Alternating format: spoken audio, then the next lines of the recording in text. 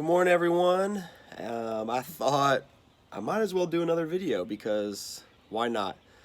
Um, Day's off to crazy start. Actually, just chased the trash guy down the road because I forgot today was Monday. And so anyway, hey, but here's the thought for you. Sorry, I'll try not to shake the camera. One of the things I've realized really quickly, again, as I'm trying to wrap my head around what a day looks like and what life looks like, just with the idea of being quarantined. And it got me to be reminded of the reality of God's people always trying to seek out being in His presence and being in a space where they felt like He was with them. And if you look through Scripture, a lot of the Old Testament is devoted to that.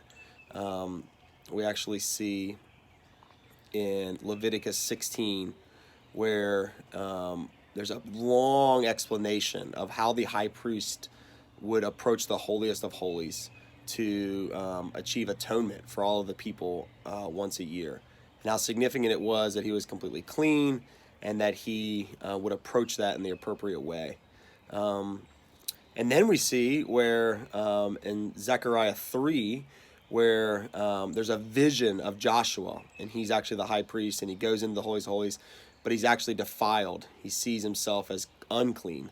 And that's pointing to the reality of our need for Jesus, that no matter, even the high priest is still sinful and is covered in sin. And then you can even look at Hebrews 9, where it's kind of referencing back to the account in Leviticus. And again, the point of that, and I would really encourage you to read one of those, whether it's Hebrews 9, Leviticus 16, or Zechariah 3, because I think it reminds us of how significant it is to have a space where we approach God and to where we come into His presence. And the reason I think that might be significant for us in this time is if you're anything like me, you may be feeling like you are unable to really carve out that space, even in the midst of having a ton of free time. Productivity has kind of been stolen from you. You still maybe are having a hard time of going, hey, this is a space where I can sit and be with God and feel like I can really draw to Him. For me, it's been the porch. I've got little kids at home, and Steffi's been working a lot these days, and so I try to sit out here and let the kids watch a show or something and just spend some time with God. But I guess my challenge to all of us is, can we find that space? Can we carve out a space where we can have a routine, a pattern of being with God, as the rest of our days maybe do seem like a fog, where you're kind of feeling like, I'm not really sure what I'm supposed to do. I don't know what I'm going after. So there you go. There's a few things maybe to read.